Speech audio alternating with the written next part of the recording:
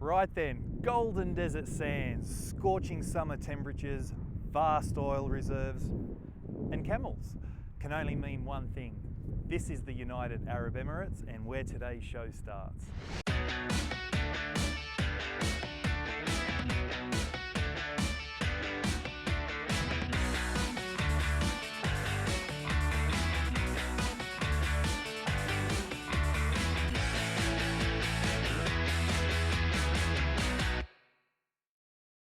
The United Arab Emirates, one of the world's richest countries thanks to its riches under the ground. But what we want to know is, how rich is it above the ground? Apart from the obvious, Dubai is home to the most luxurious hotels in the world, the tallest building in the world, and right next door, the biggest shopping mall in the world. However, I didn't come here to look at buildings all day. I came here to find out what its motorcycling wealth is. How rich is it as a riding destination? Fortunately for us, there's some great options, so let's start with Jebel Hafit. Jebel Hu, about 2 hours from Dubai, is a stretch of road that's been called one of the greatest driving roads in the world. Wow, that is a really big call to make. And therefore, there's only one motorcycle that fits the job. It has an engine bigger than the engine in my first car. It's the only motorcycle I know of that has a reverse gear. In a country where things are bigger and better, I need a big bike.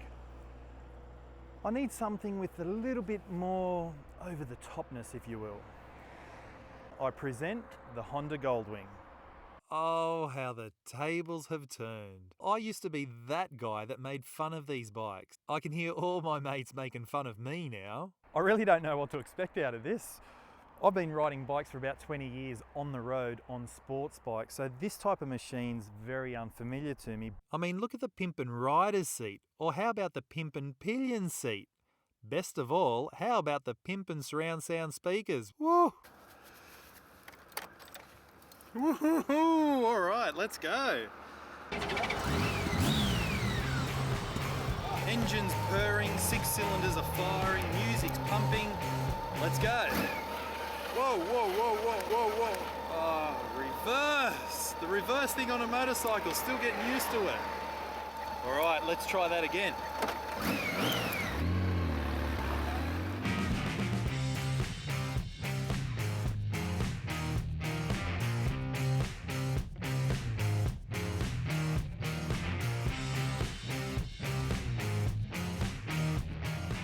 With my music blaring past unfamiliar scenery, it wasn't long before I saw my first glimpse of the infamous mountain road, giving me tingles. Another sight that gave me tingles were the road signs. Seeing an unfamiliar language I can't read or understand was certainly a reminder that I was a very long way from home. A few road signs later, and I was at the footstep of one of the so-called greatest driving roads in the world.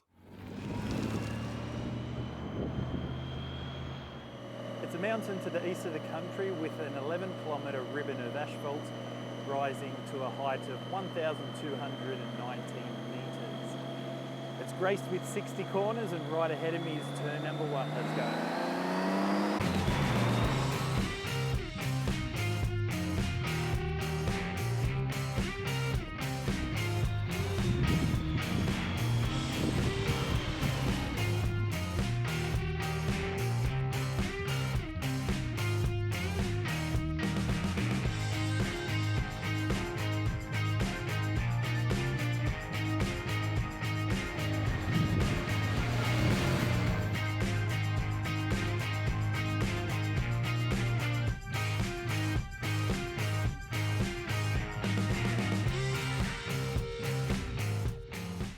Once on the move, it requires minimal effort to flick this beast from side to side along this spectacular stretch of road.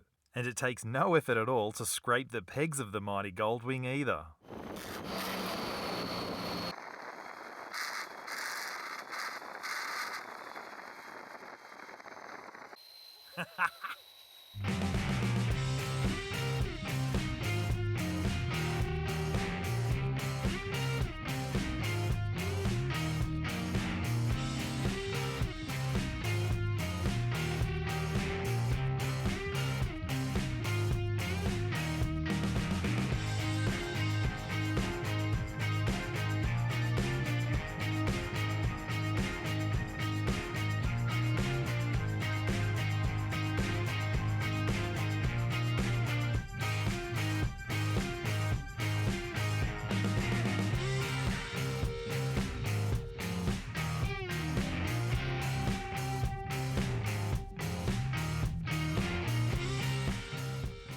if you get it wrong, concrete barriers prevent you from plunging to a painful place. Scars remain of previous times when things didn't go as planned, reminding you to pay attention.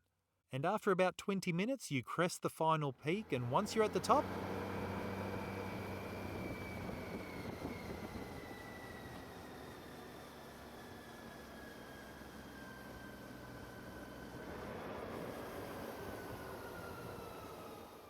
and once we get to the top, you are rewarded with nothing.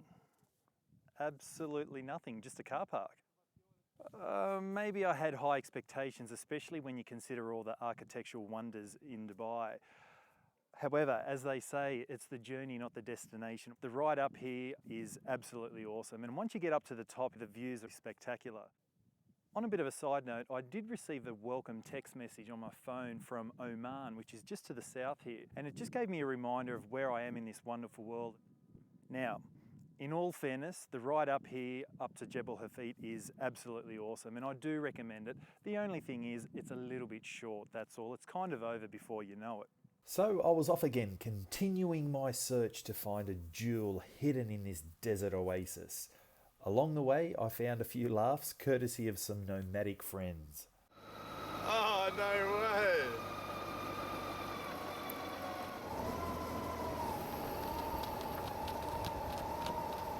Bye!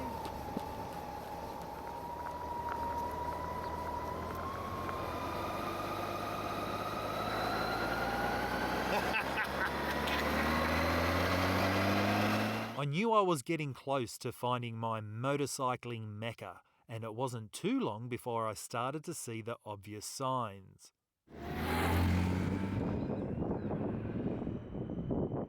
Riding through a desert landscape is truly a sight to behold.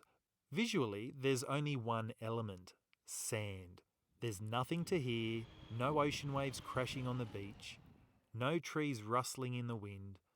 There is just the peaceful serenity of the slow shifting sands, only interrupted by the fat beats of the Goldwing speaker system.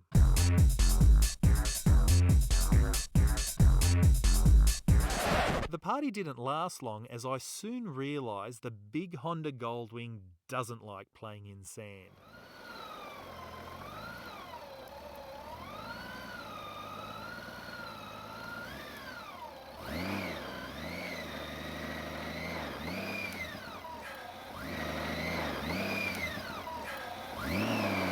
Clearly the most inappropriate bike for the task at hand.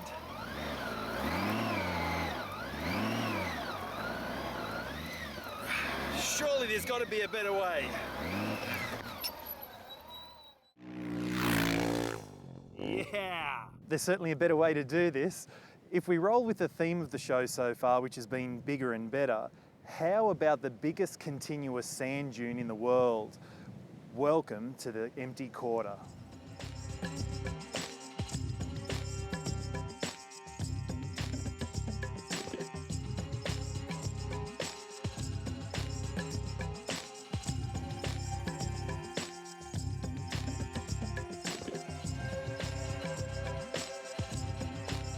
A sandstorm was brewing, and I could have retreated to the safety of a car, but where's the fun and adventure in that? So the best way to experience and enjoy the empty quarter is under the guidance of a tour guide. A guide knows where to go, where to stop for food, where to stop for fuel, how to read the dunes, and how to navigate them. He will raise his hand to let you know there could be danger ahead. After all, you just don't know what surprises lurk on the other side of the crest. It could be nothing at all. It could be a small dune. It could be a big dune. It could be a small drop. It could be a huge drop. Or it could be a mouthful of hot sand, as demonstrated time after time after time. I'm sure he was doing it intentionally, the cheeky bugger. However, a mouthful of sand is a small price to pay to have fun in the dunes. Show disrespect and you will crash.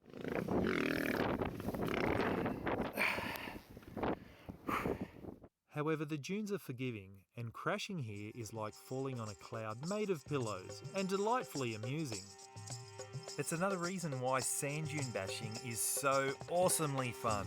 And whatever happens, one thing is certain. It's always exciting and it's always spectacular.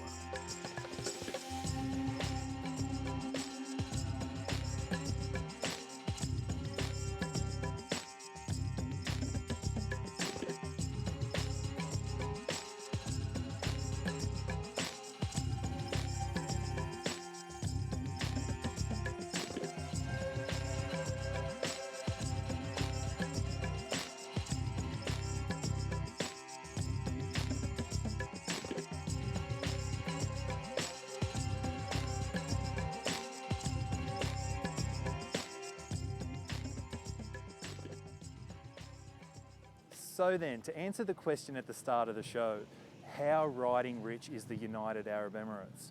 Well, wow, what an incredible couple of days of riding it's been. The magic of riding here is the incredible landscape. It's absolutely breathtaking and mesmerising at the same time. The sheer vastness of the empty quarter is absolutely terrifying, but it provides so many laughs and so much fun as well. The wealth of the country isn't just in the oil under the ground, but also the golden sands above it. I would have never thought a destination made up of only one simple element, sand, could be such a rich and highly rewarding riding destination, and I thoroughly recommend it. However, My only problem is I've got sand in places I'd rather not talk about.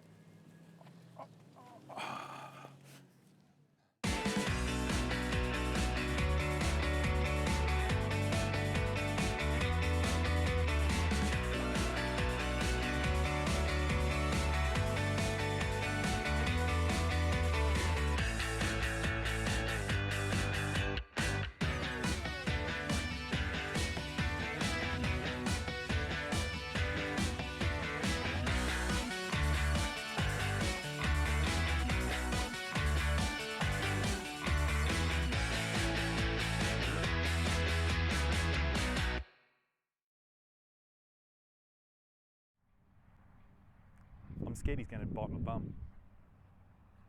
I better go.